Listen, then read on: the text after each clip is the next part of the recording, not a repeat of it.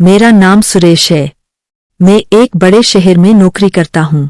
घर की हालत ठीक न होने के कारण हमेशा से मुझ पर घर की जिम्मेदारी रही, इसलिए प्यार और लड़की कभी मेरी जिंदगी में आई ही नहीं। लेकिन अब 1 महीने से मुझे प्यार क्या होता है इसका एहसास हो रहा है। मैं जिस फ्लैट में रहता हूँ वो एक सोसाइटी में है और मेरे फ्लैट की बालकनी से मुझे रोड के उस पार एक लड़की अपने फ्लैट की बालकनी से बैठी देखती ही रहती है।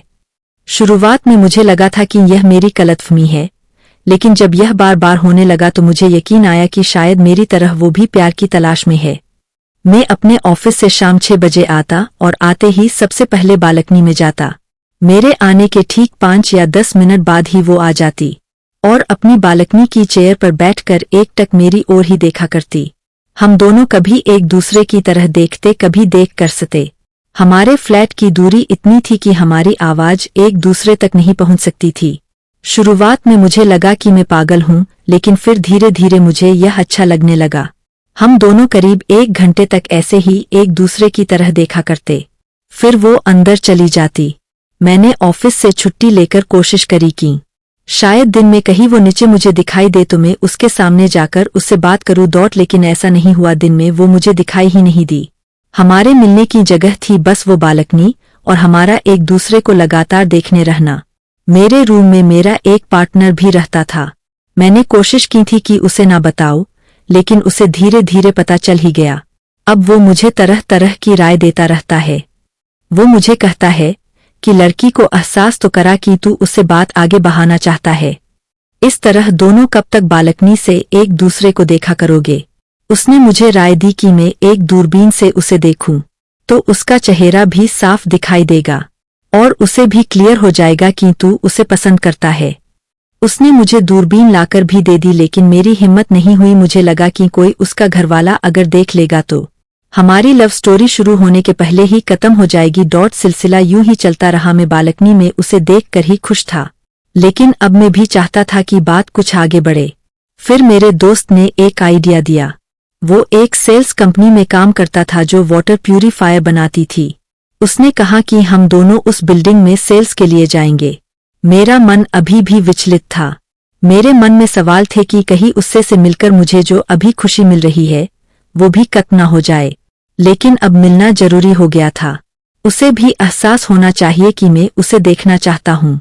आखिर वो लड़की होकर पहले किसी भी बात की पहल तो कर नहीं सकती। आखिर मैंने अपनी दोस्त की बात मान ली और हम दोनों उसकी बिल्डिंग में जा पहुंचे। उसके फ्लैट के सामने जाकर मेरे पेट में जैसे कई तितलियां उड़ने लगी। सोच रहा था कि कहीं हमें देखते ही उसके घर में से कोई ना कहकर दरवाजा बंद ना कर दे। जी तो चाह रहा था कि वो ही दरवाजा खोले। दरवाजे की बेल बजाई। दरवाजा कोई अंकल ने खोला था।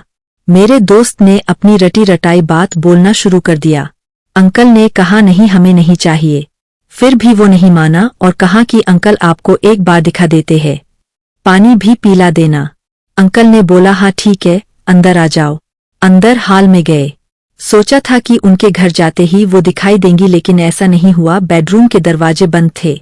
हम लोग अंकल को डेमो देने लगे। अंकल अच्छे थे, हमारी बात उन्होंने सुनी। हम लोग जानकर शाम को गए थे और मैंने सोचा था कि वो बालकनी में जब मुझे देखने जाएगी तो अपने ही घर में मुझे देखकर हैरान हो जाएगी। अब समय हो गया था और एक बेडरूम का दरवाजा खुला। सामने वो उसे देखकर मेरी तो धड़कनें रुक गई। बहुत सुंदर लग रही थी। उसकी नजरें मेरे पर ही। मुस्कान उसके चेहरे पर थी। मुझे लगा कि उसने मुझे पहचान लिया। जैसे ही वो बालकनी की ओर जाने लगी, अंकल खड़े होकर उसका हाथ पकड़ने लगे। उसने कहा मामा आपको रोज बताना पड़ता है, मैं खुद जा सकती हूँ। मैं हैरान और उसे ही देखता रहा। बालकनी का वो रास्ता छोटा था, लेकिन वो धीरे धीरे चल रही थी। अंकल हमारी ओर देखकर बोले मेरी भांजी है, यह देख नहीं सकती। रोज शाम को इसे बालकनी में खड़े होकर हवा खाना, शोर सुनना अच्छा लगता है। जिद्दी है, हाथ नहीं पकड़ने देती। कहती है आप अंधे हैं क्या जो मेरा हाथ पकड़ रहे हैं। मैं उसी की ओर देख रहा था। वो बालकनी में वैसे ही बैठी थी, उसी तरफ ही देख रही थी, वैसे ही मुस्कुराते हुए। हम वहां से आ गए, लेकिन हम दोनों को ही यह सुनकर बहुत बुरा लगा। मुझे लगा जिससे प्यार कर बैठा उसने तो मुझे देखा ही नहीं। फिर मैंने सोचा क्या फर्क पड़ता है, मैं अब भी रोज बालकनी में बैठता हूँ और उसकी तरह एकटक देखता रहता हूँ। मुझे बस यही चाहिए था, इससे आगे मैं सोच नहीं रहा था।